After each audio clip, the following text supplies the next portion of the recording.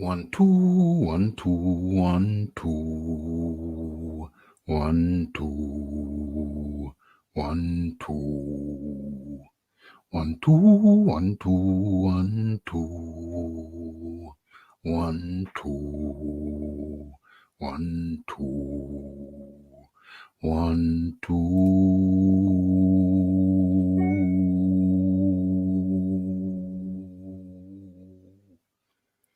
Yes, yes, yes. It's Raphael Dawkins. It's the Combat Radio. And more specifically, this is, you are in tune to Boxing Talk with Raphie. So let's make it official. Let's get the music crunk. Okay.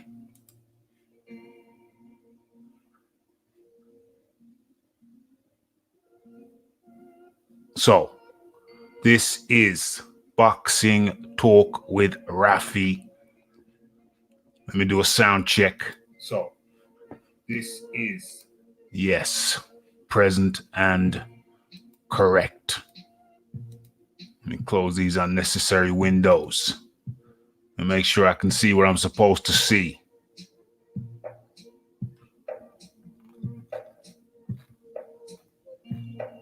Yes, yes, yes. I think everything is downloaded properly, correctly. All the analytics are in place. Titles in place. And people slowly, well, quickly, we just started, people quickly coming into the area. What should I do at this point? I think a warm-in video.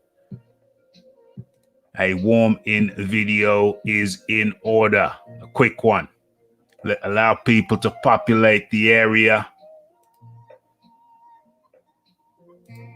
Let's go for an oldie. Let's scroll down for an oldie but goodie.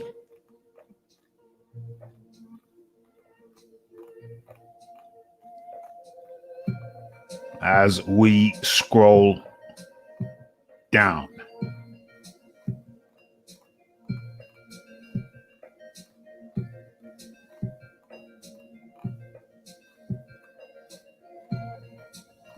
Can you hear the music?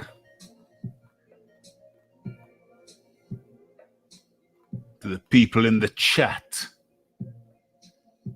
can you hear the music? Okay, let's start off with Pulev. Let's go with Pulev. That's a good one. That's a good old one. That's a good old one. Pulev is on the topic sheet. Okay. So let me try and share this. Let me share this. Can just hear it, just slightly. Okay, I think I can live with that. If I turn it up anymore, and it's too loud on my end. So I think we'll have to compromise with that. Okay, we got Toby Bartlett. We got the Philip Carl Roberts. We got the David Mason up in the building. Early doors. Let me share. Let's kill the music for the moment. Let's drop that down, and let us play. Yes, it's Raphael Dawkins, Combat Radio. And if you have not subscribed already, but you enjoy the content, please kindly do so. Okay, so Kubrat Pulev has hit out against Tyson Fury for using his name and the name of others to get, as Pulev said, PR. Okay, so let's get into it. The number one ranked IBF heavyweight contender, Kubrat the Cobra Pulev, has responded to former unified heavyweight champion Tyson Fury. Fury has come out and claimed that Pulev turned down a fight with the big Gypsy King. Pulev asserts it is the exact opposite. In fact, Fury is using me and some other boxers' names that he knows are currently unavailable for PR reasons. A few years ago, Fury refused a fight with me, and not because he was unavailable like I am right now. He was available. He was just scared. By winning a unanimous decision over Fury's cousin, Yui, last October, Pulev became the mandatory next fight for the winner of the upcoming bout between Andy Ruiz Jr., the Mexican Chicken, and Anthony Joshua. Fury made the claim that Pulev is afraid to fight while justifying facing his next opponent, the lesser-known Swedish heavyweight Otto Wallin, on September the 14th in Las Vegas. My first goal is to become world champion, continued the Bulgarian slugger. Not just to fight random unknown opponents like Fury is doing. Winning those belts are my main focus right now. Fury's turn will come, and when it does, I will make him just as powerless as I made his cousin, who also liked to talk a lot. Okay, so those were the words of Kubrat Pulev. So let's get into it. Now Tyson's been bringing up people's names. This is Pulev versus Vladimir. Tyson's been bringing up various people's names, talking about, we tried to make the fight with Jarrell Miller. We tried to make the fight with Kubrat Pulev. And this guy and that guy, and Trevor Bryant, and they all turned us down. They don't want it. They don't want it with the big Gypsy King. They don't want it. They don't want it with the lineal Big Dosser. You know, those were Tyson Fury's words. But one by one, these guys are coming out to refute his absurd claims. Tyson, they say, is yapping too much, using our names for PR purposes. All he wants to do is fight low-ranking, low-hanging fruit. He doesn't want it anymore. He's been knocked down twice by the big bronze bomber from Alabama, and he saw his fate just before the resurrection. And now, all he wants to do is fight low-hanging fruit.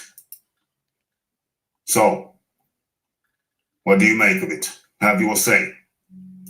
Like, subscribe, comment, and share if you have on your social media platforms.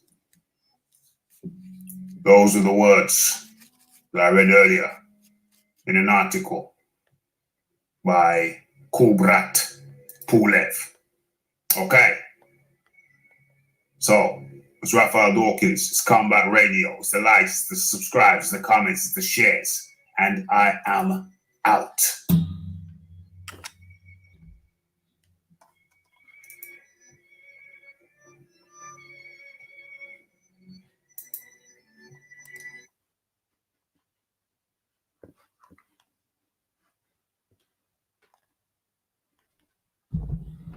Okay. Yes. Let me escape this thing. There we go. Stop sharing. Get the music back. Okay.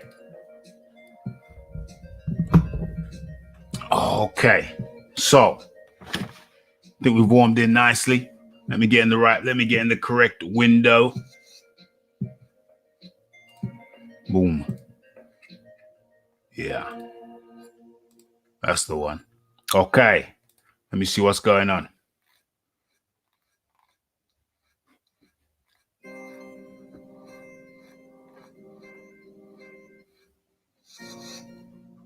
Okay. So where are we? Okay. So that was the warm-in video. For anyone who's just tuned in, you are in tune to Boxing Talk with Raphie, episode 65. And got a number of things on the topic sheet tonight. Let me turn myself up in the monitors. 1 2 1 2. Yeah. Number of things on the topic sheet, namely the fights over the weekend. We've got Tyson Fury's latest utterances. We've got some news from Alexander Usyk and more. Okay, and we're going to try and fit that in within a couple of hours. First of all, greetings to one and all. Greetings to one and all, everyone in the chat. Greetings to everyone listening to this presently and in the future. You know the routine. As you get in, smash the like button, folks. Okay, so let's get into the show, shall we? Shall we get into the show? Should we start talking about the boxing immediately, or shall I talk about YouTube shenanigans? Maybe talk for a minute or so about the YouTube shenanigans. Okay. So when I started this shizzle, when I was doing my apprenticeship over there at TBV, Johnny Blaze in the building. I haven't seen Johnny in a while, but Johnny's still around. Big boys boxing in the building. Toby, Bartlett, Philip Carl Roberts. Let me scroll up a little second. Let me scroll up a little bit. David Mason. Okay. So when I started on this YouTube, just a little story time for you before we get into the boxing.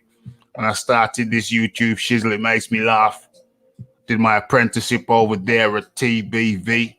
Apprenticeship could have been a bit longer, but never mind. Never mind.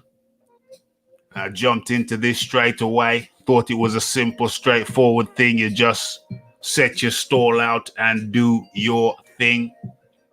Seems also simple. But I have to share with you. As you know, I always like to share what's going on. And behind the scenes, I have to tell you, it's pure hilarity. Grown-ass men acting like little kiddies, running around from channel to channel, acting so immature. It is hilarious. I can't tell you the half of it, but it cracks me up. Grown-ass men running from channel to channel, bickering like naughty children. I'll go deeper into it one day. But all I can tell you, all I can share with you right now is that there is some hilarious nonsense going down. Yeah, Johnny Blaze is now in Nigeria. Yeah, man. I hope the internet's strong for you over there, bro. Obviously, it's strong enough for you to pick up Boxing Talk with Raphie. Episode 65. But anyway, enough with the hilarity. Let's get down talking about the boxing, shall we?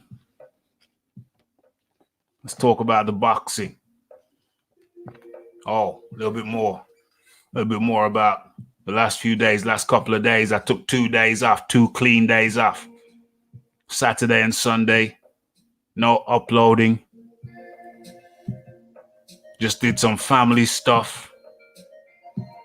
No boxing. I watched the boxing, but that was it. No writing about boxing, no making videos. I made enough videos in the week to carry you guys through. I haven't even checked my analytics over the weekend yet. I always check my analytics on a daily basis, but left it for the weekend. And you know what? It was so refreshing. Just changing things up a little bit can be so refreshing. But now, back on the grind, ready for it. Monday to Friday, ready for it. Let's go. So, first and foremost, let me drop a link into the chat. Want to talk boxing? Boom. Hit that link. Pow. Okay. So, where do we begin? We're going to talk about some of the weekend's boxing, and then we're going to get into some hot topics. So we talk about the boxing, then we talk about the hot topics, and maybe we just mix them in when appropriate. Okay, so what's the first fight we're going to talk about? What is the first fight we're going to talk about?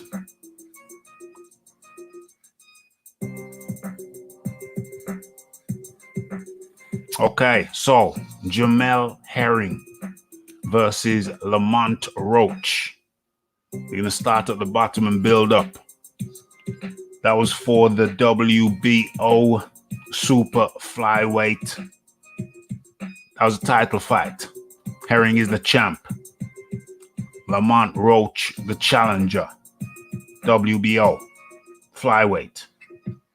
Okay, so Herring, the taller guy, the longer guy, the reach guy, uses reach, looks to use his reach. Lamont Roach, a shorter guy, orthodox. Herring, the southpaw. Okay, this fight happened over the weekend. That was the top of the bill for the fight that Kubrat Pulev was in. Well, as you know, I'm not the biggest enthusiast when it comes to these flyweight type weights in boxing. But yeah, I watched it. And what can I say? It was technical. Active. Both fighters were active. It was close fight. Many rounds. Most of the rounds were pretty close. Many rounds was a pick'em. Although Herring, the champ, he did seem to have a little bit more authority on his work. A little bit more authority. I'll give him that. And Roach, shorter guy, was looking to jump in like a flyweight Andy Ruiz style, but more lunging maybe. Maybe Ruiz is a bit more heavy in the foot, heavy-footed. Roach obviously much lighter. He was springing in with his attacks. But Herring with the longer reach, the taller guy with the longer reach, he just seemed to, he had the edge. He had a few inches on him. And he made those few inches count. And that effectively was the tale of the fight. Judges' scorecards: 1-1-5, 1-1-3. Then the two other judges scored it 1-1-7, 1-1-1. All in favor of the champion, Jamel Herring. That was for the WBO Super Flyweight. Won by the reigning champion, Herring. Okay. And also on that card,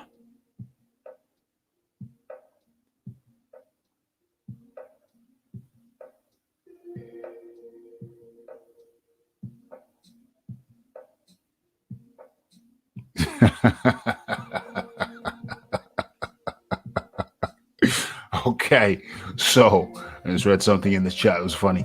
Okay, so Kubrat Pulev versus Rydell Booker, and that was a 10-rounder. Kubrat Pulev, as you will know, is the IBF mandatory. IBF heavyweight mandatory. So he will be looking to fight in the first quarter. Fight the winner, most likely the winner of Joshua versus Ruiz. That's Kubrat Pulev, IBF mandatory. So it was interesting. Took this fight against Rydell Booker. Took a 10-rounder. Obviously, makes sense. He's fighting again in a few months' time, hopefully, on his end. So it was a stay sharp fight. 10-rounder. Was it impressive? It was okay. It was an okay fight. I can't say I hated it. A lot of people have said it was not really anything to write home about. And it wasn't anything really to write home about. But as far as fights go, at least you were witnessing some technical correct actions, movement, punching. So even though it was no barn burner, it was nothing to write home about.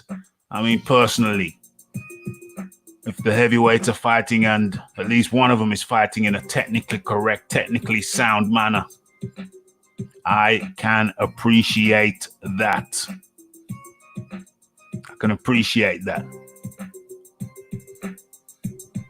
Okay, so how did the fight go? Yeah, like I said, Kubrat technically correct. He had a nice 1-2, kind of straight jab and a lunging right.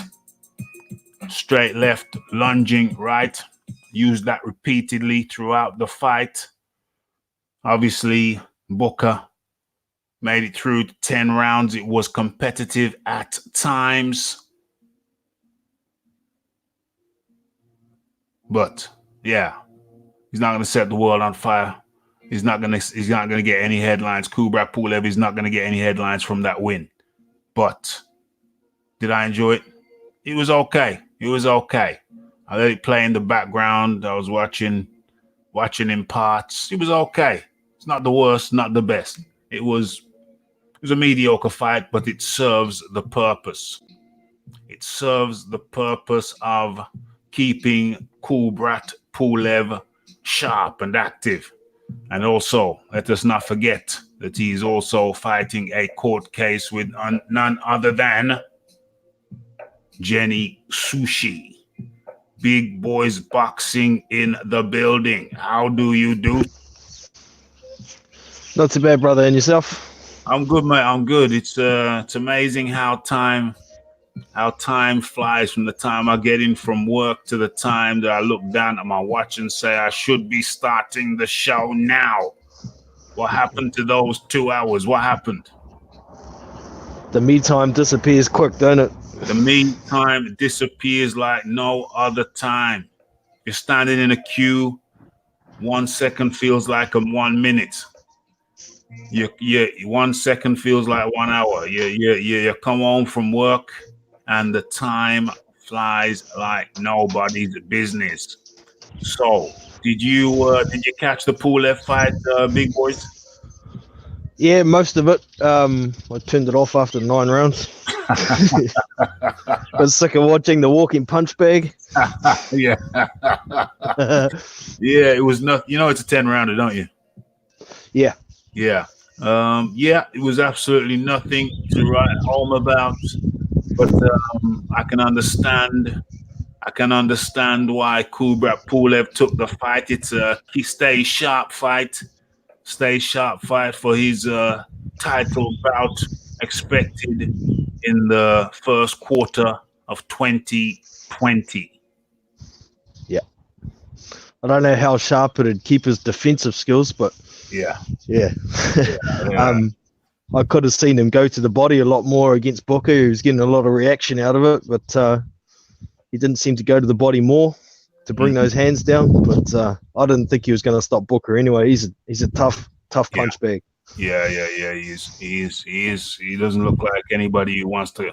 Is had any inclination to fall down. Nah. No inclination whatsoever.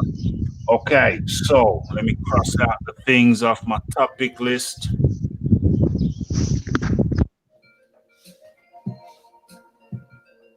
You cross out that one. So we've done Kubrat Pulev, Rydell Booker.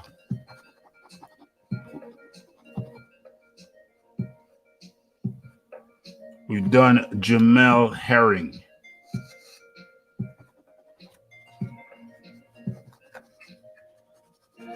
Okay.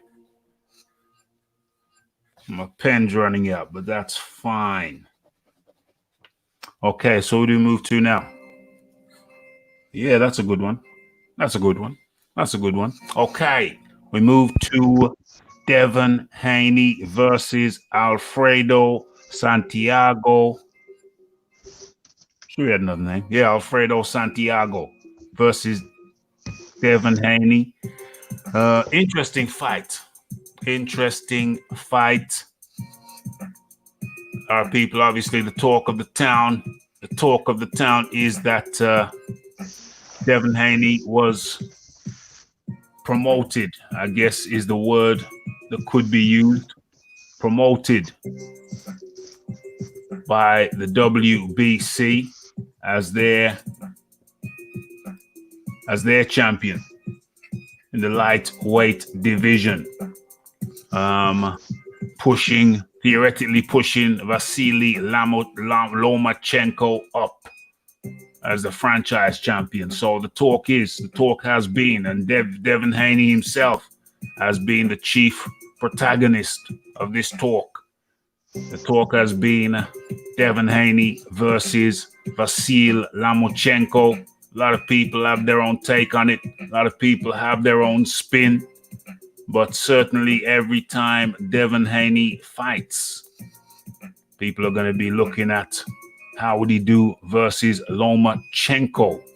And on this showing,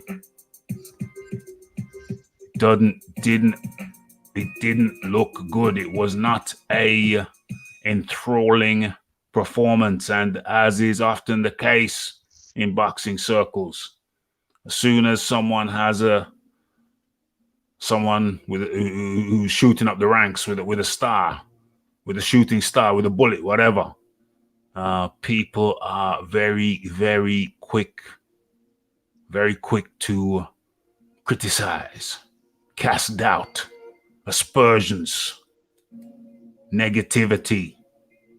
So on the back of this fight versus Santiago, Devin Haney has come in for some tongue wagging from the naysayers.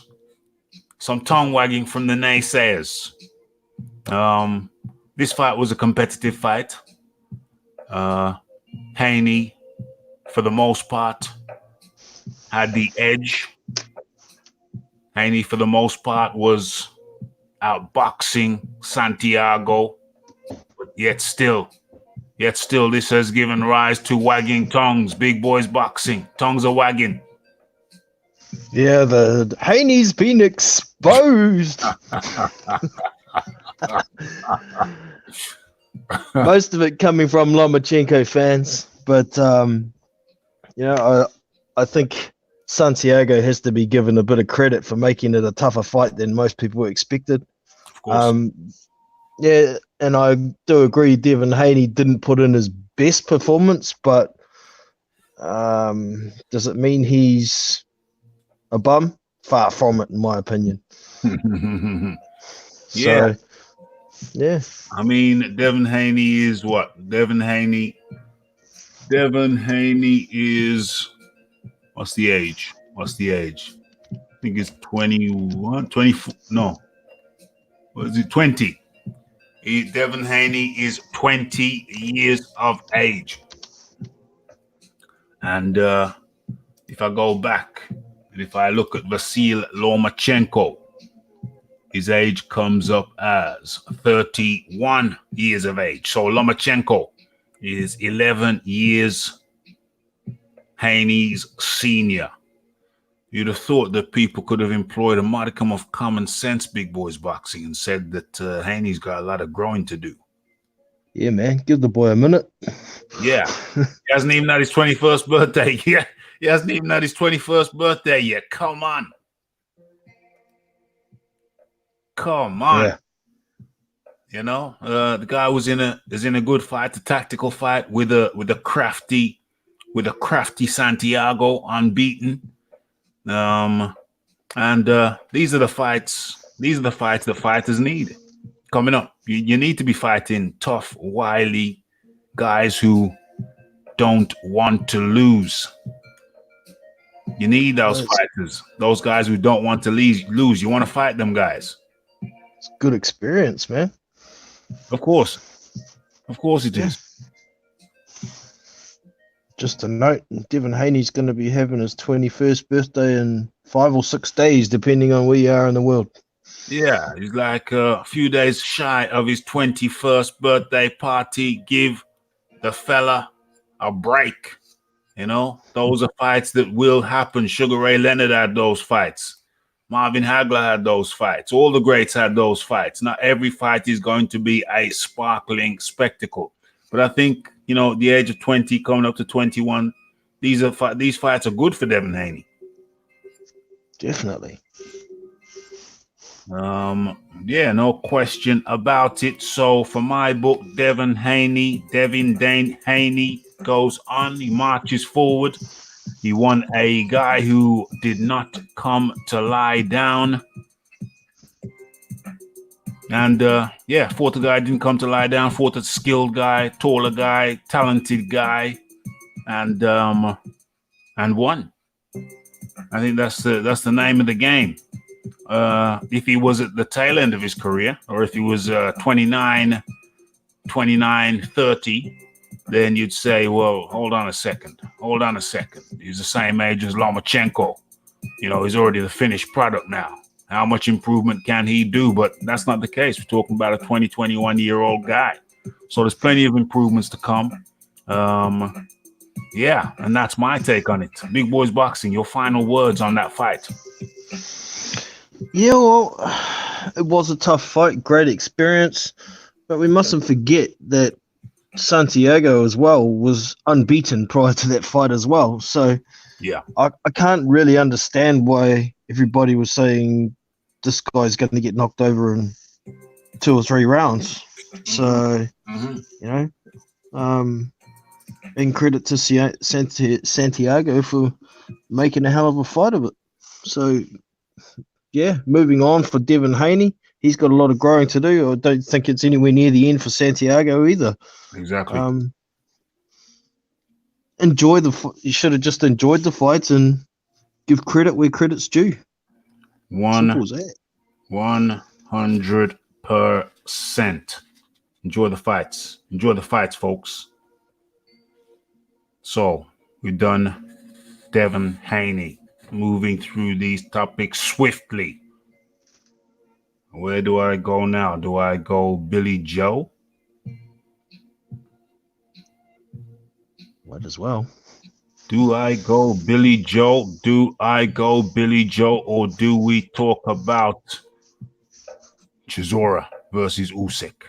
Let's talk about Chisora versus Usyk, and then we go to Billy Joe. Okay, so yes, it's been pointed out that Usyk is considering another fight before he elects to fight for the championship.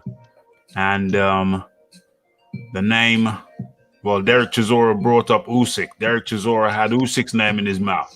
Derek Chisora said, I want Usyk. And now it appears Big Boys Boxing that Usyk is saying, yes, I'm interested in Chisora.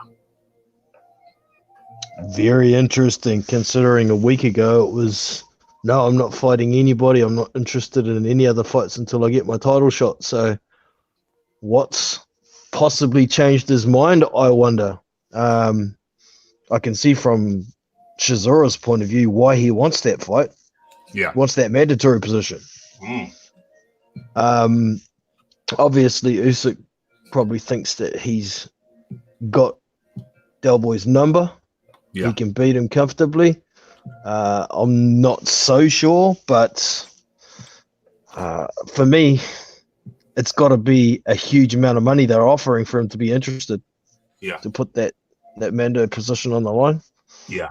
So, yeah, I guess from Usyk's point of view as well, it's not such a bad idea to try and keep a bit active, so he doesn't get a bit of ring rust before a title shot. So, why not? It's a bit of a shame for Joseph Parker, but that's how it goes, man. Oh yeah, poor Joseph, Spider-Man. Yeah, Peter Parker's out of here. Spider-Man. I tell you what, I bet Spidey what do you call him? Spidey senses Spider senses. I bet Spidey senses are tingling. Is he still out in Vegas? No, I think he's back in New Zealand now, but yeah, I see he's put out a couple of tweets to Derek Chisora saying ignore that fake heavyweight David Haye. We need to get it on, and David Haye will fight you too if you want it. So sounds like he's getting a bit desperate, to be honest. That's not like the Joseph we know. No, I think David Higgins probably has something to do with those sorts of tweets. Yeah, I think it was David Higgins' Twitter fingers that may have influenced those stern words from Joseph Parker. Yeah, I think there's a number of factors at play here. One, I think there has been a slight shift in perception. I sense a slight shift in perception where it comes to Alexander Usyk. I think that people are looking at the situation, the landscape, and saying, but hold on a second, Usyk, he beat a lot of guys on points.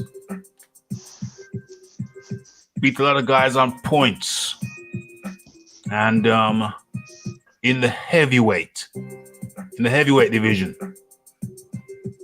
I don't think his knockout ratio is going to increase. I think the ratio would logically come down, the knockout ratio. So what we're talking about here is that perhaps it's the case that the perception is that Usyk will be going the distance with a number of guys who can take him out more so than he can take them out. That might be the perception, big boys boxing. What say you? Yeah, I think it's probably likely that his KO percentage might go down some. What's he at now? He's 74% now. Yeah. So, yeah, there's going to be guys who can take punches better at heavyweight for sure. There's guys that are going to bring a lot more aggression towards him as well. Mm-hmm. But the Chisora versus Usyk fight, I could see that going a lot like Chisora versus Caballero, to be honest. Yeah. Where Chisora just gets outworked. Yeah, outworked, outmoved. Usyk's got a pretty good chin to date, so he's faced heavyweights prior to being professional and had no problems with taking big shots. So, yeah, I think it'd probably end up being a points decision win for Usyk as well. Yes. But going forward, I think it's going to be a highly competitive. I think Usyk's going to have a competitive time in the heavyweights. Yeah, definitely. Yeah. I mean, he's got the skill set to outbox most heavyweights, in my opinion. Yeah. But knocking them out, I'm not so sure. If he's going to get stoppages, most of them, in my opinion would be accumulative stoppages by referees or guys quitting on stools because they can't win. But Yes. don't see him knocking many heavyweights out. Well, high-level heavyweights anyway. Yeah. Well, it's an interesting time.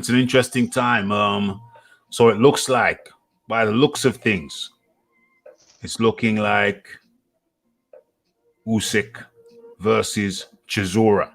Looks like Chisora next for Usyk. What do I say? Well, yeah, I think it's been said. I see Usyk outboxing Chisora, but there's clearly an X factor. Clearly Chisora, and hey, believe that X factor is that Derek Chisora could potentially catch Usyk and Rockabye Baby. That's what they're looking for. Clearly, they're not looking to outbox. They're not looking to outbox Usyk. They're not looking to out finesse him. They're looking to knock him out. Big boys boxing. Yeah, man, I think that's probably the only way Chisora can beat Usyk. Yeah. Therefore, he'd have to do it in the first 6 rounds, I think. Otherwise, he's not going to have the gas to keep up with Usyk. Yeah. So either a short night's work for a win for Chisora or a long night and a loss for Chisora. Yes. But that's certainly a fight I'd be interested in seeing. Yeah, definitely. It'd give us a really good idea of how Usyk would handle pressure at heavyweight. Derek's one of the better pressure fighters in the division. He's the come forward guy. He's gonna put a lot of pressure on Usyk. So, he's like a gatekeeper. If you can't beat Derek Chisora, then you got no place being in the top 10 of the heavyweight division. Indeed. Boxing Librarian in the building. Right. Devin Haney has no need to rush. I would like him to fight big fights now.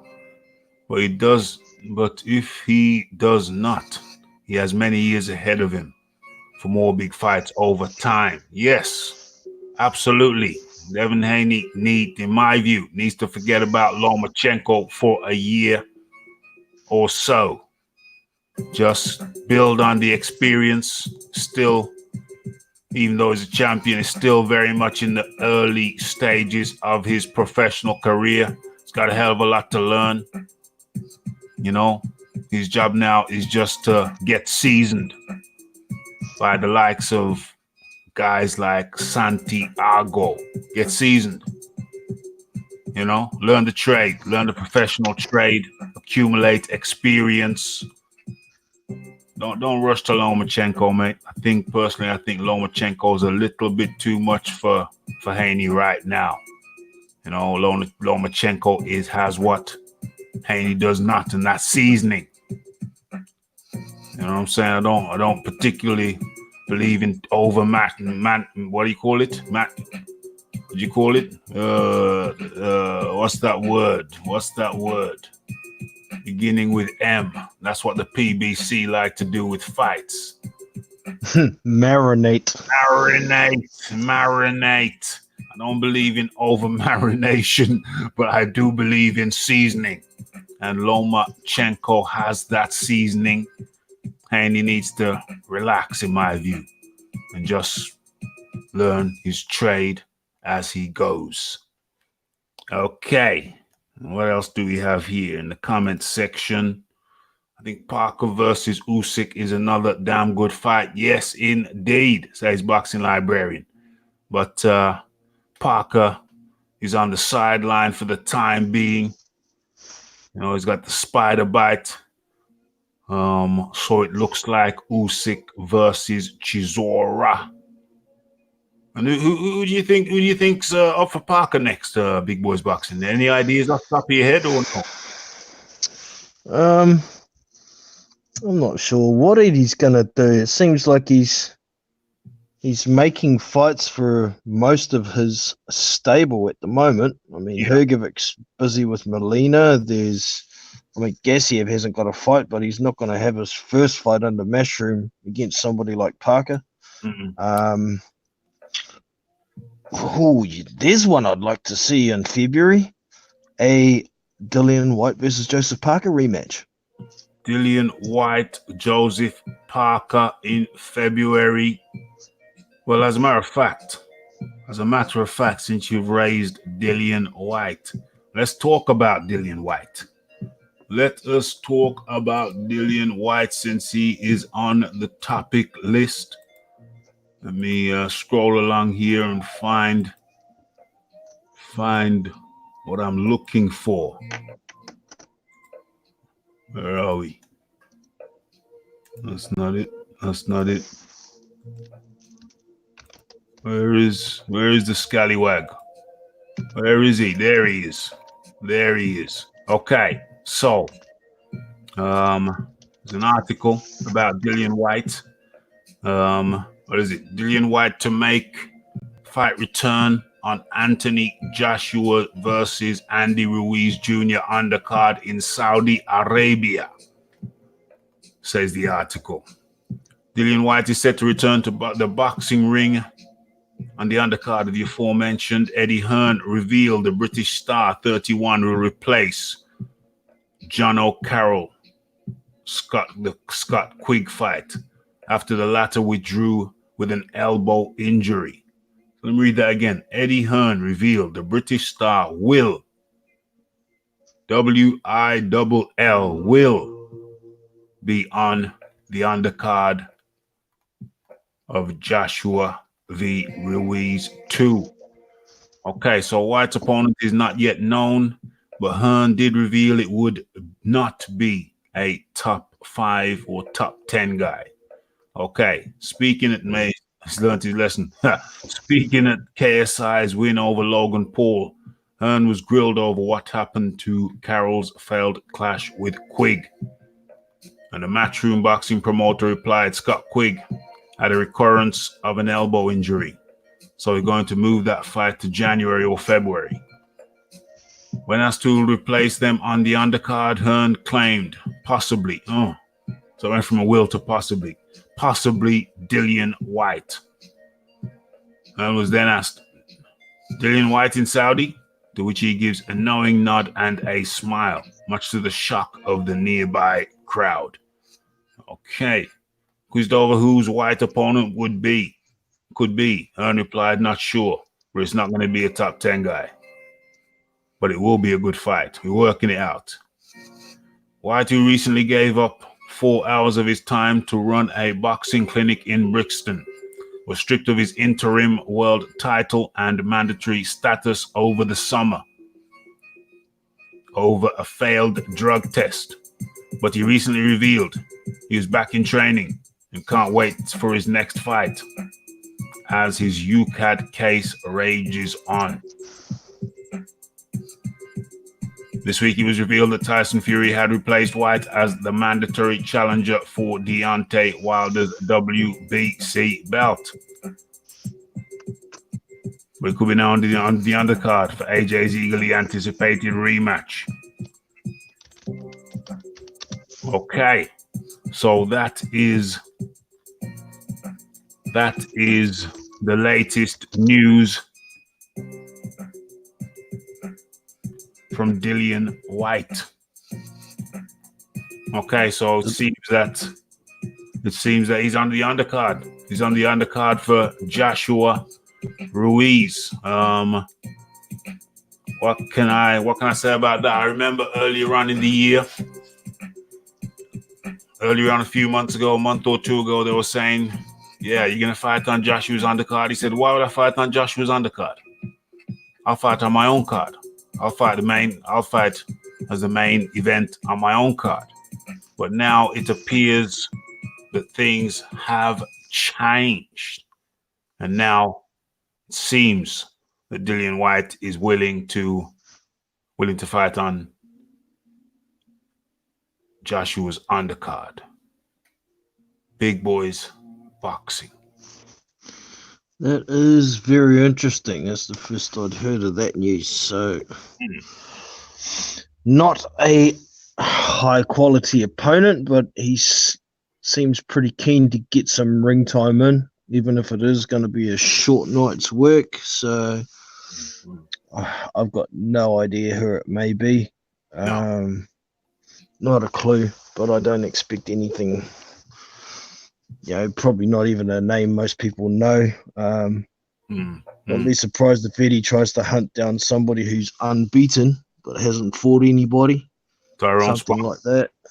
Is Tyrone Spong available? Well, there's an option possibly, isn't it? That would be funny. That would be funny. That would be one hell of a quick turn around. Yeah, I think that he's clearly not gonna be somebody. Lisa Bayliss in the building. How you doing, Lisa? Yeah, I think it's it wouldn't surprise me if it was an unbeaten guy. Tyrone Spong comes immediately to mind. He's a bit of a banger. I don't think he's banned anywhere. Because the confusion over his failed test, innocent, 2 guilties in the middle, and then innocent again at the end. So I don't know. That could be a bit of a big ask for Tyrone Spong, but you never know. This is boxing. You never know who they're gonna call up. Otto Wallin. That would be interesting. That'd be an interesting night's work. Yeah. What about a Martin Bacoli? That'd be cool. A Martin Bacoli. Are they going to put Martin Bacoli in there with Dillian Whyte? I don't see that happening. I don't see it either. It's probably a bit higher quality. Yeah. I mean, the guy's just coming up. That would be a dodgy move by his promoters for sure. But yeah, somebody like an Otto Wallin or I'm gonna go on record. I'm gonna go on record right here, right now. My Tom pick. Schwartz. Yeah. That's an even better one. My picks are 2 picks. I'll have 2 guesses. I'll go Tyrone Spong and Otto Wallin. Those are my picks. What are you going for? Are you going for Big Boys Boxing? Just to pluck a name out of the air. Tom Schwartz or Ali Iran Demirazin. There you go. Okay. You heard it here first, guys. You heard it here first. Okay, so what are we looking at here? Let me go through the chat a little bit. Lisa Bayliss in the building.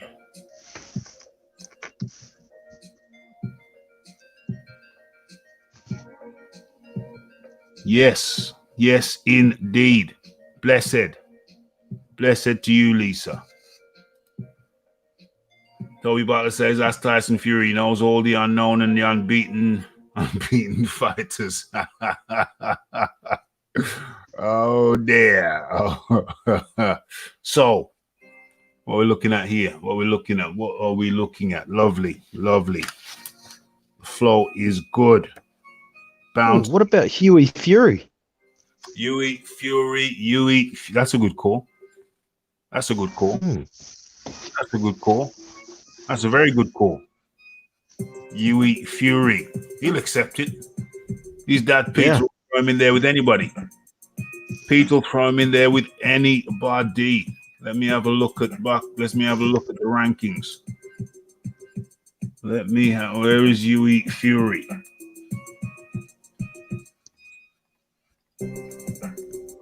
There's a lot of guys he could fight because outside of the top 10, you've got who? You've got Christian Hammer at 17.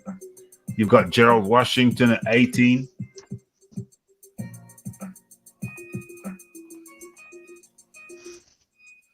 You've got David Price at 26. Just dispatched him. You've got Johan Duapas at 30.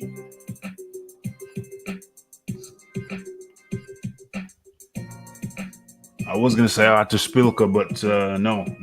That'd be too crazy. Yeah, you got quite a few fighters down there. Got quite a few fighters in the lower 20s and going into the 30s. You've got a little bit of name recognition.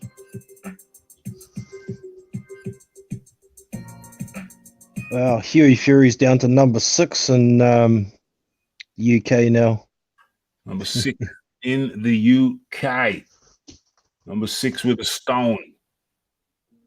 Okay. So, yeah. There's quite Marius Wack there. Number 48. Yeah, there's a lot of... Arthur Spilker as well. Yeah. He'd take a paycheck. He'll take a paycheck. He'll take another. I think that might be too close to the... People still remember the beating he took against Chisora, though. That was... Yeah. That was kind of quite memorable. But yeah, there's a number of guys. There's a number of guys in there that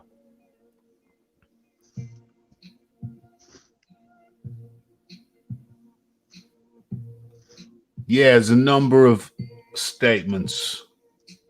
I mean, a number of fighters that he could have in the top 50 there. Yeah, so that is Chisora taken care of. He's off the list. And Haney, we've spoke about Haney. He's off the list. My pen's running out. That's okay. And so now we look at who we're looking at. We're looking at Saunders. No, let's do the KSI before Saunders. Let's do the KSI before. Did you watch that fight, Big Boys Boxing?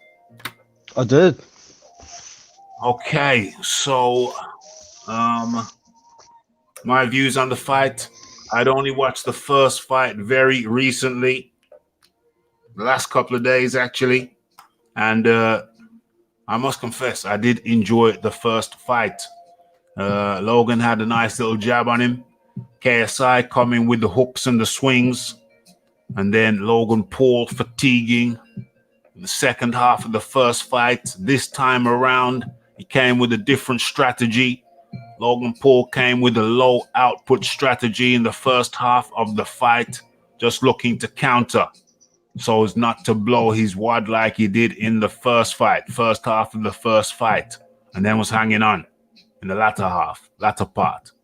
This time he came with a reverse strategy, low output early on, and then turn it up in the latter part. Logan had the jab, as he did the first time around, and KSI came with the looping shots, the hooks, the lunging shots. KSI dropped Logan Paul with a legitimate punch, what looked like a legitimate punch, which was ruled not a knockdown, ruled as a slip by the ref.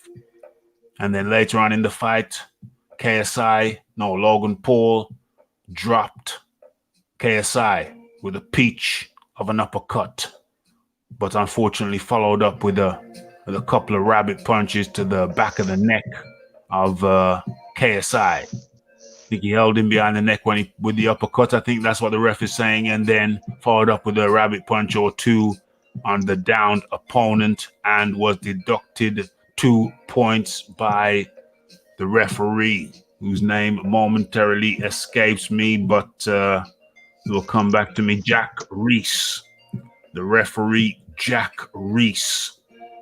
And with those 2 points deducted, my card read 57-55 in favor of KSI. Big Boys Boxing, your views? Yeah, man, it was certainly entertaining, funny at times, but you could see even Jack Reese was having a bit of a smile on his face a lot of the time, telling them off like little children, doing a lot of things they shouldn't be doing. But all in all, it was very entertaining and brought a whole lot of new fans to boxing. So I'm happy about it. I think the right man won on the night. And yeah, I was disappointed that Logan Paul knockdown wasn't caught. They didn't use a replay. It certainly looked like a knockdown to me as well. Yep. But I thought Logan Paul could have tried to turn KSI when he was lunging and try and tag him when he was off balance. But he would seem to be more interested in just getting the hell out of there when KSI had his big lunging shots in there. We're going to see a third, probably even a fourth fight as well, eventually, I think. But, yeah, very entertaining, and we'll see what happens. I've just seen a story on BoxRec, too, that Tommy Fury wants to take on KSI now. Tommy Fury. These Fury boys, they certainly know how to pick them, don't they? They sure do. They know how to pick them. Okay, so did Logan have a damaged right hand? I don't know about any pre-existing injuries. I don't know about any previous. I haven't heard that. I heard that the first fight, Logan said he took a pre-workout, which kind of gave him a boost initially, and then drained him. He said this time around. What did he say this time around? I think he said this time around. I don't know. I don't know what his reason was this time around. I think he did have some kind of explanation as to why he underperformed, but he has spoken of. Where is he? Jake Paul says boxing is rigged. Puts Dan's executive in hot seat. Let me share this. I saw that story yesterday. He seems like a bit of a sore loser, doesn't he? He seems like a bit of a sore loser. Seems like a bit of a sore loser. Jake Paul says boxing is rigged. Jake Paul, the brother of Logan Paul, lashed out in the aftermath of his siblings' decision loss to YouTube rival KSI. In a battle of social media stars, KSI won a 6-round split decision over Logan Paul on Saturday night at the Staples Center. Their fight, which showcased world champions Billy Joe Saunders and Devin Haney on the undercard, was streamed live on DAZN. Let me get to the pertinent point. Jake Paul, who himself is a very popular YouTube star with nearly 20 million followers, stated numerous times that the sport of boxing is rigged and made allegations that Dan's EVP, whatever that means, Joe Markowitsky was hanging out with KSI the night before the fight. In Manny Pacquiao versus Marquez, did Manny Pacquiao get 2 points taken away when Marquez was hit while down in the first fight? And he's Manny Pacquiao. No warning, nothing. 2 points gone. And it changes the decision of the fight. Logan is the better fighter, more technical. KSI was just going out there throwing punches. He got lucky tonight. That's the way the cookie crumbles. And respect to KSI, Jake Paul said. At the end of the day, it's bullish. There is nothing you can do, though. It was over. It's over. And they'll probably never fight again. So chalk it up to the effing game. I think the commission should contest it. If they don't flip that decision, then you know it's just bullish. Okay, so that was Jake Paul, brother of Logan. Logan intends to appeal ref's ruling, plans to fight again. YouTube Logan Paul was not pleased with the outcome of the 6th round split decision, lost to KSI. 2 judges scored it 57-54. 56-55, and another scored it 50. What?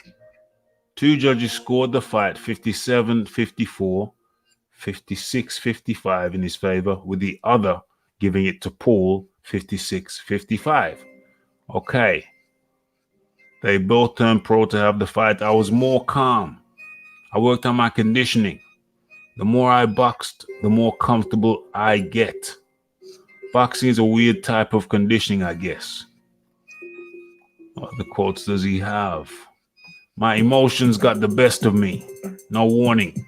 I got 2 points taken away from me. And that's why I lost. If you do the math, that's why I lost. I want to contest the referee's ruling with the commission. I should have only got a warning, said Paul.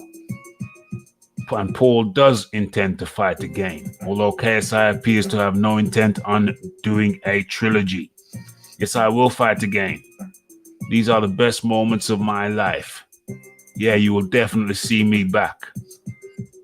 I'm going to the commission on that ruling, said Paul. Okay. Well, let's have a look at the two judges scored the fight 57-54 and 55-55 in KSI's favor. So the 57-54 without the 2 points would be what? 55-54. The 56-55 would become 54-55. Well, 55. Well, it depends because you don't know who they would have had winning that round. So you don't know. That's conjecture. That's pure conjecture. That's difficult to decipher. Okay, so yeah, it would have been a 10-8 round with the knockdown if he hadn't got those 2 points taken off. Oh, sorry, it still would have been a 10-9 round if he only had 1 point taken off. Yes, 10-9. Oh, sorry, 8-9. 8-9. Yeah, 8-9. 9. Yeah. So, it's a tricky one. It's a mathematical one. Would he have won? Possibly. No, I don't think. I think it would have been a split draw. Yeah. Again. Yeah.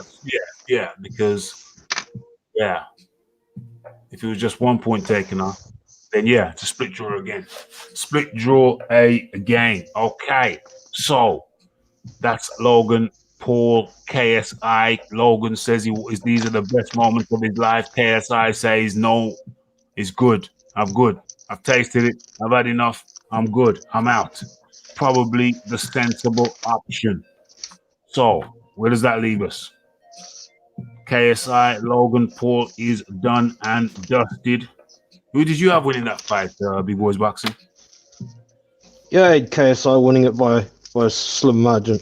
Yeah. Due to the point deductions. Mm-hmm. Yes, same over here. My final score was 57-55. So that did affect the scoring for sure. Okay, so we've done that, and now we are left with Billy Joe Saunders versus Marcelo Esteban Caceres. Okay, that was on the undercard. That was a WBO super middleweight fight on the undercard of the KSI Logan Paul the zone card over there in the Staples Center, Los Angeles, California. Los Angeles, maybe. Yeah, Los Angeles. Okay, like I said, that was for Billy Joe Saunders. That was for the WBO super middleweight title versus Marcelo Esteban Caceres. Okay, that was an interesting fight. Nobody was really talking about Caceres. I'm looking at Caceres now. Okay, it looks like he's got 28 wins, 1 loss. And that was, 28 wins. He was unbeaten at the time, I think. Unbeaten at the time. His 1 loss is to Billy Joe Saunders. So, he went into the fight unbeaten. 28 fights. And this is another guy nobody was really talking about, Big Boys Boxing. Nobody was talking about Caceres before the fight. Yeah, I think it's probably something to do with his resume. Didn't really face a lot of decent opposition, but it was a kind of gauge fight for him, and he lasted a lot longer than many expected. Once again, I thought Billy Joe looked a bit sluggish in that fight, but he's been out the ring for a while, so somewhat to be expected. Yeah. But he got the impressive knockout at the end, so job done. Moving on. Yeah. The job was done. The job was done, indeed. However, Billy Joe Saunders is lobbying for, he's trying to get he's talking about the Canelo fight. He's talking about the Canelo fight, talking about he'll go up to one, say wherever. He'll go up, he'll come down, he'll have it to super middle, wherever. But he wants the Canelo fight. Now, it was not a sparkling performance. Billy Joe looked flat-footed to me. It was way more competitive than anyone had expected. So, on the one hand, there's two ways to look at it. On the one hand, you could say, well, yeah, Billy Joe looked flat. F-L-A-T, flat. And unimpressive. On the other hand, you could say, well, would that not bait in? Could that not act as a bait for Canelo? Could Canelo not see that and think, maybe Billy Joe's not as good as I thought he was? I could just probably swoop down to 168 and pick up a belt. That's just another belt. That's another belt. That's another belt for the cabinet. So the question is, could Canelo have been enticed by Billy Joe Saunders' lackluster performance? Big Boys Boxing. It's certainly a possibility, but I think Billy Joe facing some better opposition and getting the spotlight on him a bit more would be more attractive. Okay, Big Boys Boxing cut out there.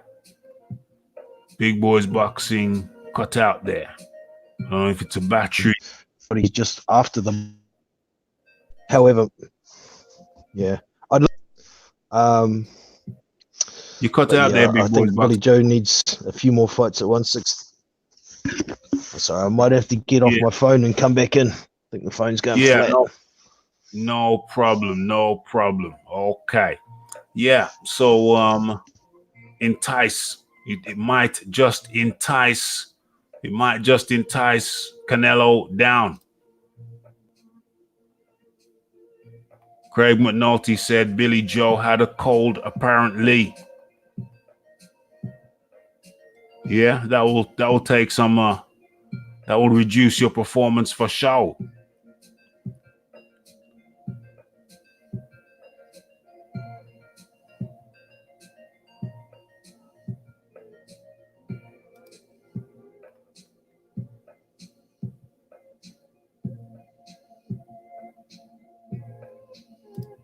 Who's James O'Brien? Who is James O'Brien? Yes, indeed. Toby Bartlett says, smash that like button, folks. Smash that like button. And also follow me on Twitter. And for the PPVs, don't forget to smash that PayPal button as well. Put a couple shillings in the coffers for the PPVs.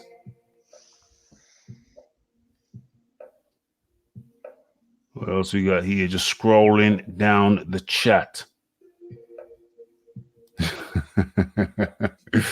Scott says there should be a WBSS of boxing YouTube trials.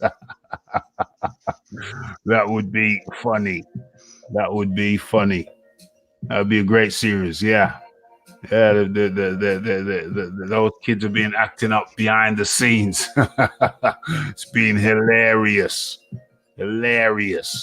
Okay, so Billy Joe Saunders. I didn't really catch your answer there, Big Boys Boxing. Didn't really catch your answer because you cut out several times on your answer to the Canelo being tempted by Billy Joe Saunders' lackluster performance.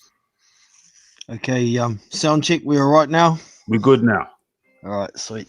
Yeah, I think possibly it could have been a bit of a bait, but at the same time, I think maybe I'm not sorry to interrupt. I'm not saying that Billy Joe did it deliberately.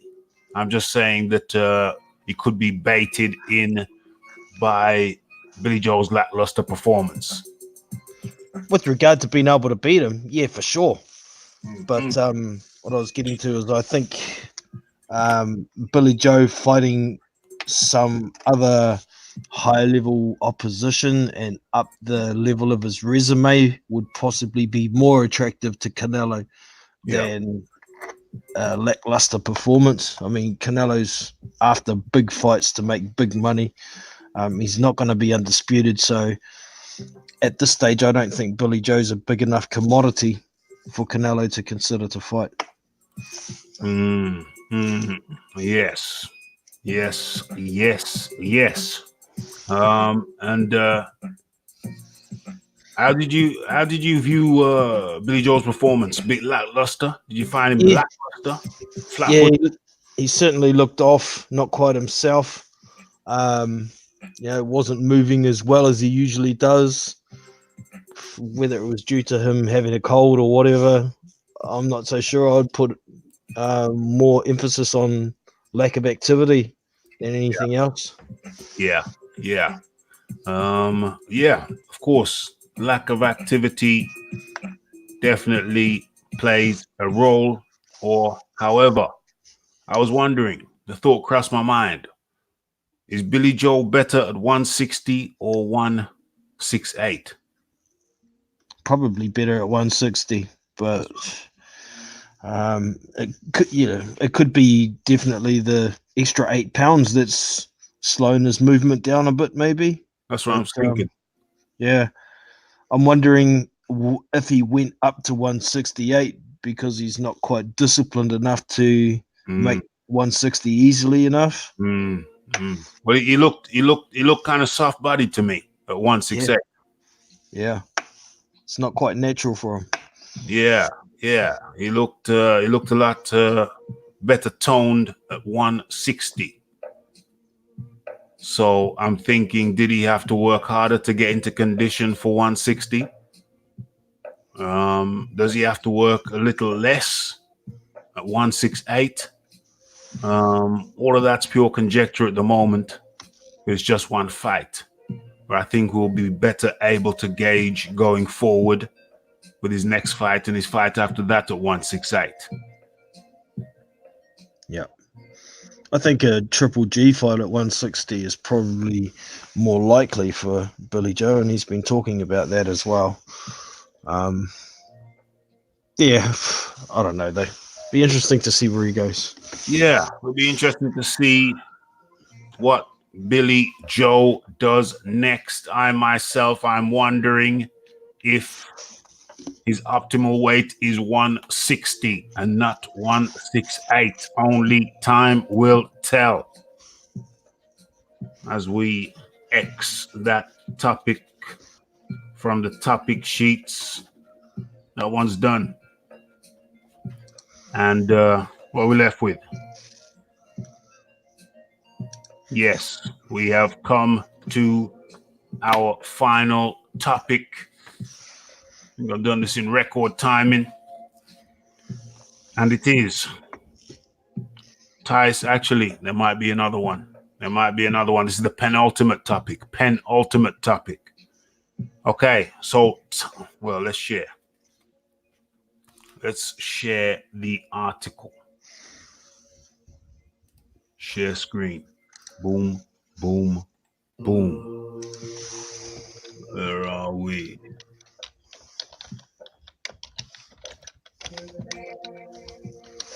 Nope.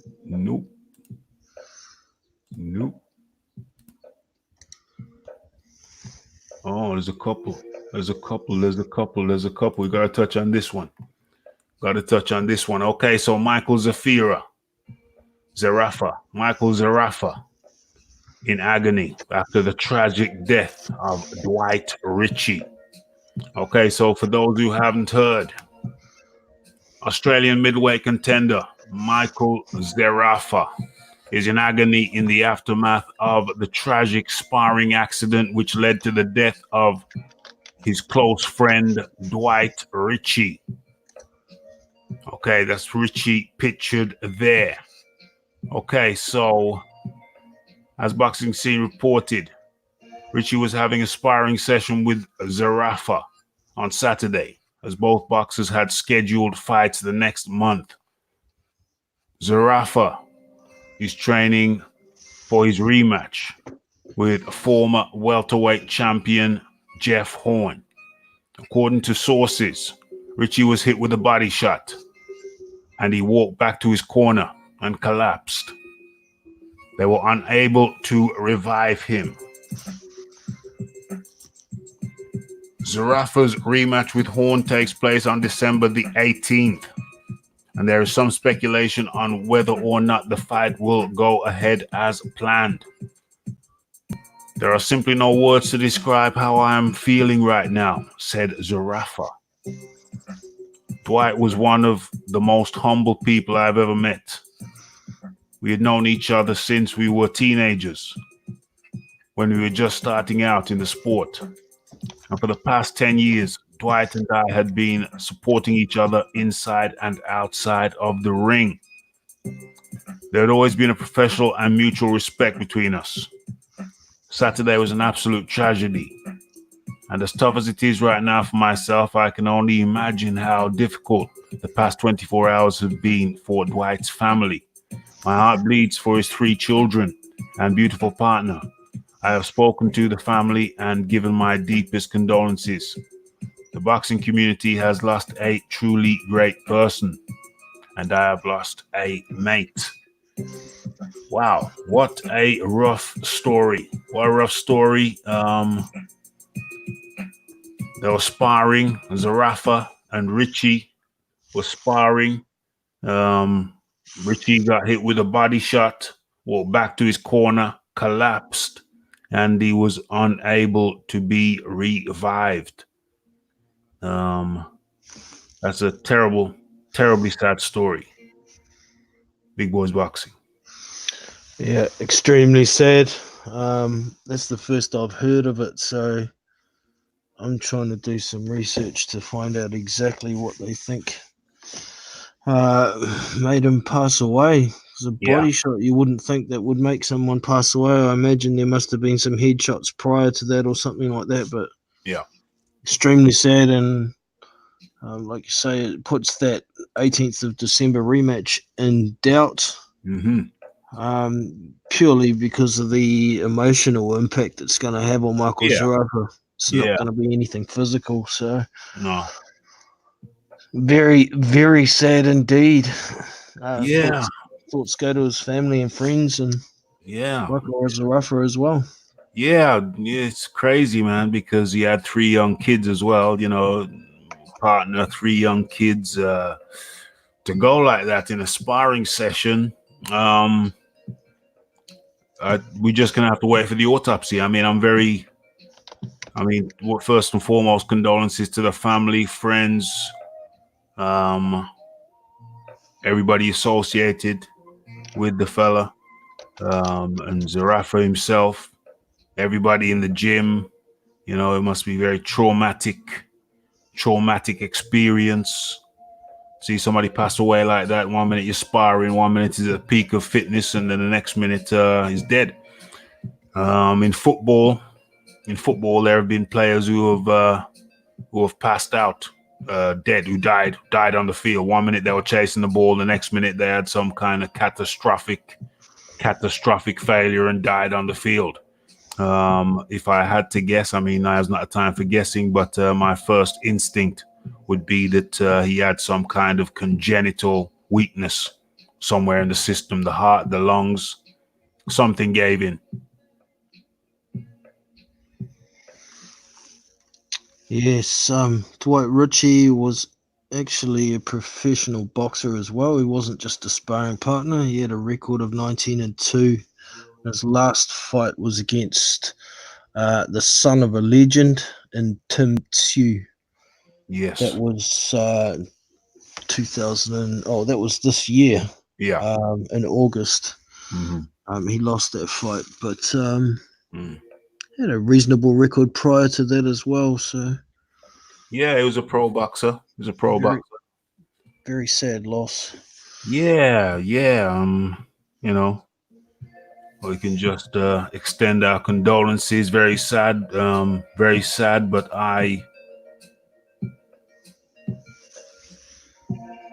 what's this? Jeff French has come out with criticism of too heavy sparring in general. Too heavy sparring. It's a factor. It's a factor. Some clubs, in all the martial arts, you'll have certain clubs, certain places will be notorious for heavy sparring. I don't know if that applies to Zephara's setup, whether they are known for heavy sparring. What we do know is that heavy sparring takes years off your fighting life. Heavy sparring is not smart on a purely instinctive level. I remember back in the day when Errol Bomber Graham was the first star that I was aware of out of the Ingalls gym. And they said that, I heard it said that they don't go to the head. I mean, in later years, I found out that sometimes they do go to the head, but primarily sparring was based around body work, blows to the body, shots to the head, but not concussive shots. So he's very light to the head for the most part. Of course, at certain points in the training, it would be all out. It would be all out, head included. But I do think there is a lot of merit to light sparring, careful sparring, because that heavy sparring does take a toll on the body. I don't know if heavy sparring was a factor in this situation. But really and truly, all we can do now is wait for the autopsy to find out what went wrong, what failed, what went wrong, or what failed. Either something went wrong, he got injured in the sparring, or he had some type of congenital weakness. We don't know. So really, it's a question of the autopsy finding out the exact cause of death that we're going to have to wait for. In the meantime, tributes go out to him and his family and his friends. Big boys boxing, heavy sparring. Definitely, heavy sparring can be dangerous. I mean, that's the whole purpose of having 16 plus ounce gloves and headgear in sparring. There are some guys who do put on some lighter gloves and take off their headgear, trying to prepare themselves for the real fight. But in my opinion, that's a very bad idea. The whole point of having the protection there is to, stop this sort of thing from happening. And even with that protection, that can still happen. And one of the unfortunate parts of boxing is these guys know the risks. They take the risks, and sometimes we have these tragedies happen, and that's always going to happen. It's sad when it does, but all we can do is give our sympathies to the friends and family, and there's not a lot else we can do, really. Mm-hmm. Maybe guys should put on 20 plus ounce gloves for sparring. Will that make enough of a difference? Maybe. I mean, 16 ounce is the standard sparring glove, but when you get hit by when you get hit on the jaw with a 16 ounce, it don't really feel much less than a 10 ounce. You know what I'm saying, or a 12 ounce. So maybe go up in the weight of the gloves in sparring. Wear motorbike helmets in the ring for sparring.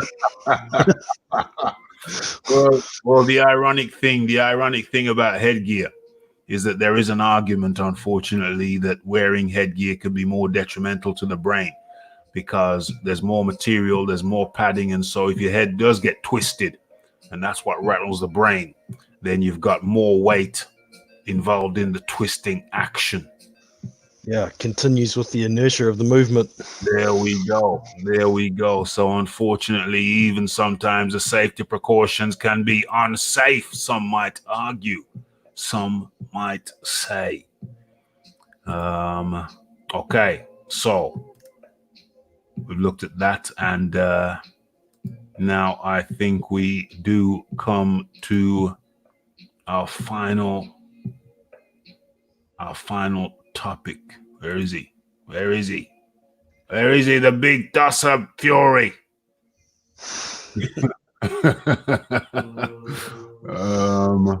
I saw him a second ago. There he is. Okay, let me share. Well, first of all, let me go through some of these topics. David Mason, maybe there is a small chance his passing was nothing to do with boxing. Devastating news anyway. Yeah, I mean, I refer to the football players who just pass out on the field dead, instant death, boom. It turns out they had some kind of abnormality, some heart abnormality, some brain bleed or whatever. But the ones I've seen in football tend to be some kind of heart abnormality. Boom, drop down dead on the pitch instantly. French calling for mandatory defibrillators in all boxing gyms in Australia. 100% I do agree with that. You have them in a lot of workplaces now, defibrillators. Smash that like button, please. Yeah, it's a bigger surface area to hit with the head guards. Not only a bigger surface area, but it's also the spin. The spin, once the head twists, spins, then the weight of the headgear assists in the spin and so causes greater movement of the brain. Arguably, that is the argument. Liam Nicholson asks, how is Fury boycotting the UK? And that is our cue to go into what essentially is the last topic for discussion. And ask and it shall be given. Seek and ye shall find.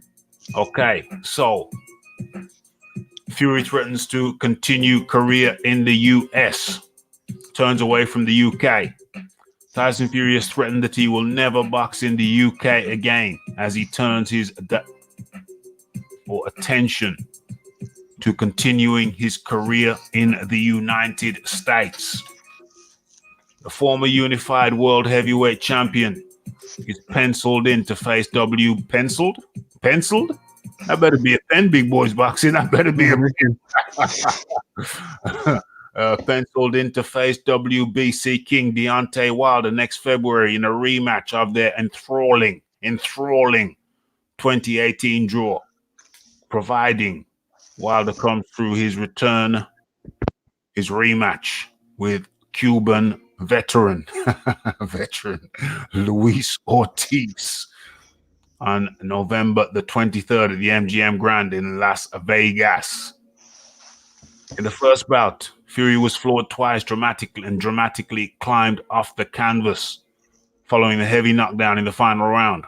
Although the 31-year-old outboxed Wilder for large portions of the contest, says the writer. Okay.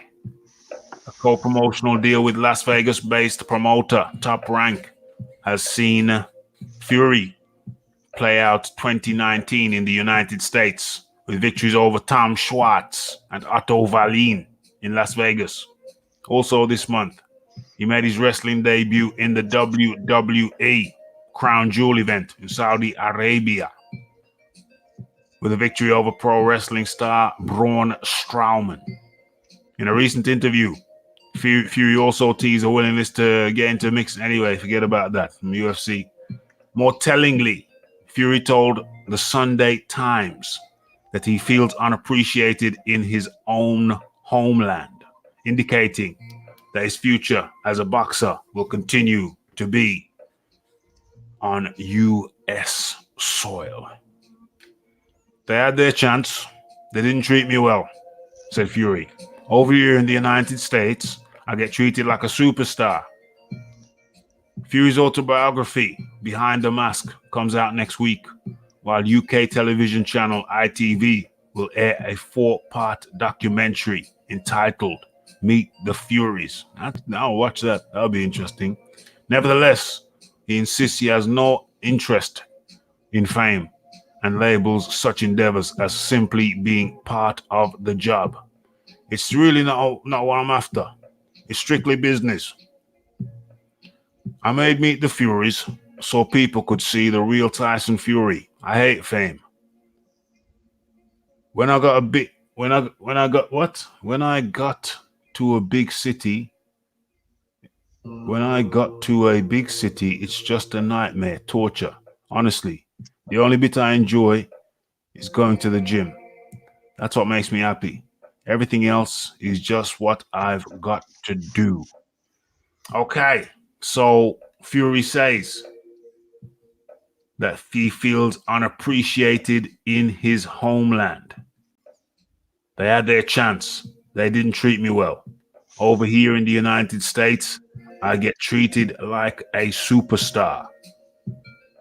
And then he goes on to say, I don't like fame. Seems like a contradiction to me. They don't treat me well, whereas over in the States, I get treated like a superstar. But I don't like fame.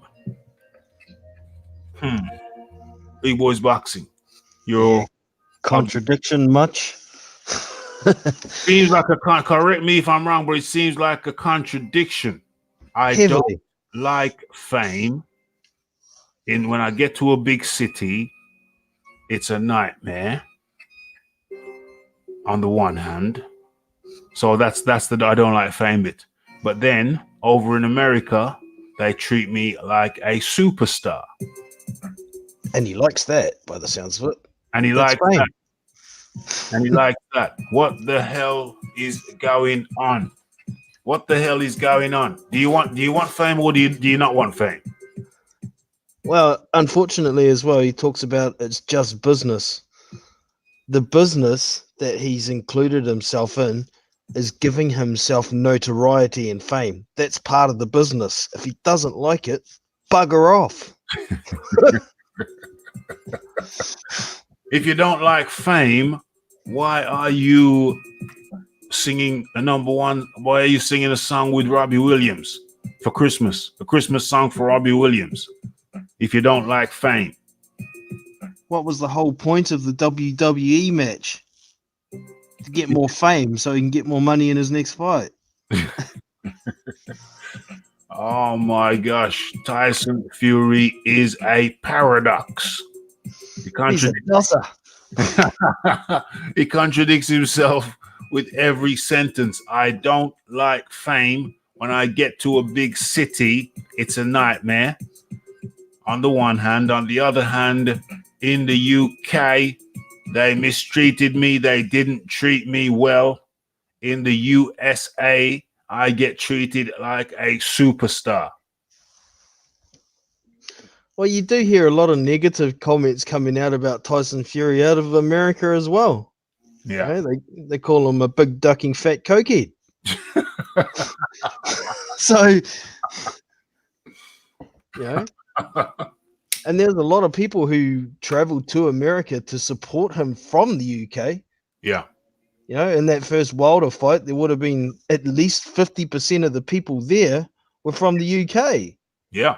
So, yeah, he's shitting on the people that got him to where he is, that helped him get the notoriety that he needed to get that Wilder fight in the first place. Has he subsequently become bitter because he's not getting UK support for his Otto Wallin and Tom Schwartz fights? I mean, with the low ticket sales, people clearly aren't traveling to see him. No, not at all. But prior to the Deontay Wilder fight, there was 2 really crap fights. They were in the UK. Yeah. And who filled out the stadiums?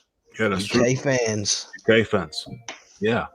I don't know if Fury's a little bit he's a little bit sour that it's been proven that he can't sell if he's fighting crap opponents. Yeah. In the US of A. In the US of A. It must be a sweet deal. It must be a sweet deal because he's not selling tickets, but he's maintaining that he's better off over there. So it must be a sweet deal because over in the UK you could sell what in between 20 and 30,000 tickets.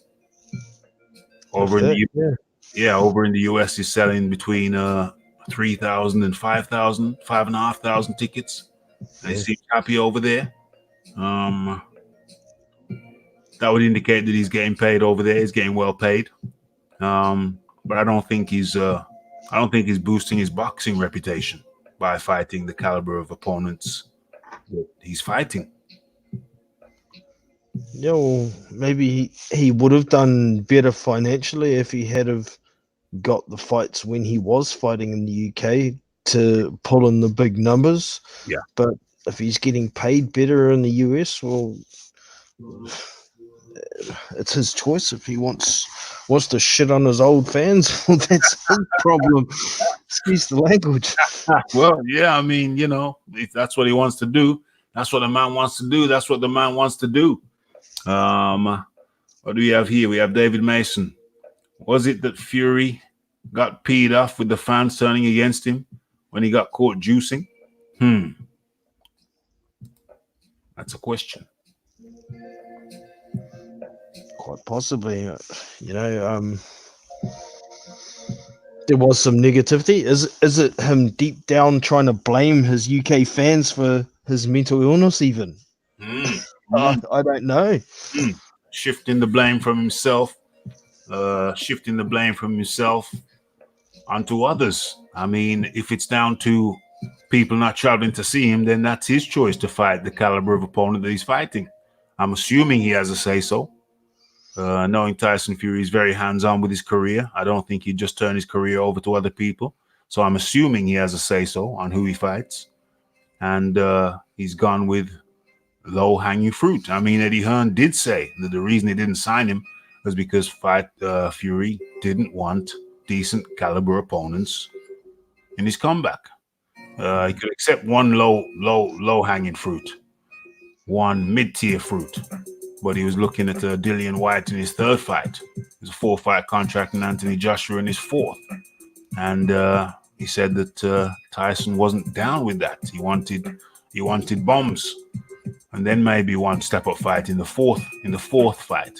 Of course, that didn't work out that way under Frank Warren. The Deontay Wilder possibility came about, and Tyson felt, he was up for it, and he was the one allegedly who approached Wilder.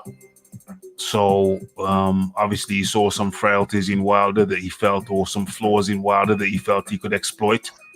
And it turned out the way it turned out. Yeah. Well, for UK fans, I'd suggest don't pay too much attention to it. The moment Tyson Fury signed with Top Rank, the realistic chances of him fighting in the UK went down considerably anyway. So yeah, I don't think there's too much more to this. Just enjoy his fights, support him when you can, and ignore take it with a grain of salt, man.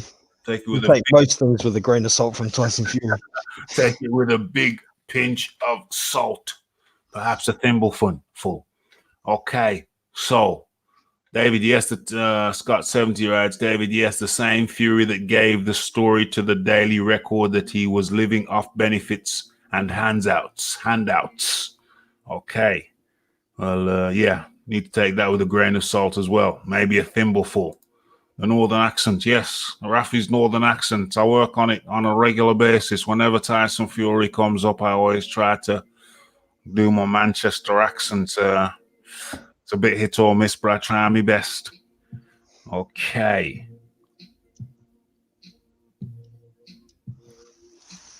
Sounds like Fury's biggest fight will be when his career is over. Well, yeah, I mean, for boxers, that is their biggest fight. Generally speaking, for boxers, their biggest fight comes when their career is over. A lot of them go into depression. I personally know a boxer who retired and killed himself. There's something about boxing. There's something about the adrenaline. There's something about brain damage. Something about the combination of the concussions to the head and retiring and missing the buzz, the high. You know, it can be a very tragic story for many boxers. Not all. I know some who've made a good crack of life after boxing, but there is certainly a thing. There is certainly a thing about retired boxers. There is certainly a thing, and I think the head concussions play a part in that. Big boys boxing. Definitely. It's that addiction. It's a lifestyle change, and some guys don't take it too well. It's like a drug. They need to get back in the ring. Yeah. We've seen it time and time again, and we've seen guys ruin their legacies doing so. Like Roy Jones Jr. Yeah, big example. So, it's sad, but yeah, it's one of the facts of boxing. Facts of boxing. It's facts of boxing. I think it could be a bit worrying because he said he was not respected properly when he beat Vlad and started to get depressed. Yeah. No, that is a story which has gone around. Fury didn't get depressed; he just went on a bender. Oh dear! Came down too hard. Never thought of that, Scott, but you might have a point there. What goes up must come down. Indeed. And so I think we've got through all the topics that I had intended. Just doing a last sweep now.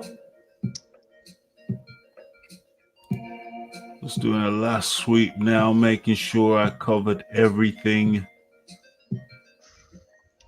that I'd intended to cover. Yeah, I think I have. I have done in record timing. And so that brings us to the end of the show. Big Boys Boxing, thank you for your attendance. No problem, brother. My pleasure as usual. Everybody who's here, do not forget to hit that thumbs up before you leave. Subscribe to the channel and hit the bell notification for future content. Indeed. And Big Boys Boxing has his own channel, so go and check him out. Thanks, Big Boys Boxing. No worries, brother. Catch you next time. Catch you next time, bro. Okay, and so all that leaves me to say is it's been a good one. Banged it out. So it is good a night to, well, first and foremost, remember, it's Raphael Dawkins, it's the Combat Radio. Check for the videos released almost daily. And the live shows are Monday and Wednesday, 9:45 or sometimes 10 p.m. UK time. Okay, so that's for the live shows. And action-packed full show tonight. And all that leaves me to say is good night to, well, thank you to Big Boys Boxing for jumping on. It's the Scotty. It's the David Mason. It is the Toby Bartlett Hall Monitor Extraordinaire. It is the MB. The Liam Nicholson. Never seen Liam Nicholson in here before. Smash that like button and that subscribe button to stay updated with news and notifications. It's the Boxing Talk with Raphie. If I've forgotten to mention anybody, please forgive me. Craig McNulty, the Lisa Bayliss, and the Boxing Librarian. Okay, so it's Boxing Talk with Raphie 65. And all I can say is see you on Wednesday, 9:45 p.m., the second live show of the week. But for now, it is good night and blessed.